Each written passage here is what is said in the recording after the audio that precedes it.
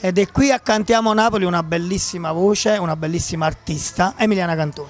Salve, salve a tutti, è sempre un piacere. Io vengo solo se ci sono delle novità e quindi oggi porto una grande novità che è il disco L'unica differenza che faremo ascoltare oggi. Un po' di autori di questo disco, vai. Autori Massimo Marcello, Giuseppe Turco, Lucarelli, Tony Aprile e Piero Palumbo, poi ci sono io e Francese.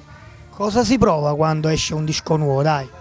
Ma è sempre una forte emozione ed è anche una, diciamo così, responsabilità perché uno cerca sempre di fare bene. Fortunatamente non avendo sbagliato mai un album, allora sei lì con l'ansia. Si ha sempre la paura che questo deve essere Sempre migliore. migliore e Bisogna poi migliorarsi. però per fortuna o purtroppo quando vieni da dischi forti e poi ecco è più difficile riconfermarsi. Ma con questi grandi autori siamo sul sicuro. Grazie, merito loro soprattutto. Cosa estraiamo da questo album stasera? Senti, ti dico la verità, ero molto indecisa, però siccome andiamo incontro all'estate volevo cantare la canzone Con amore, che è una canzone positiva di quelle forti briose, quindi la dedichiamo tutto al tuo pubblico di Cantiamo Napoli e grazie sempre dell'invito. Figurati, viva l'amore, quindi ascoltiamo Emiliana Cantone, ma seguiamo soprattutto Cantiamo Napoli.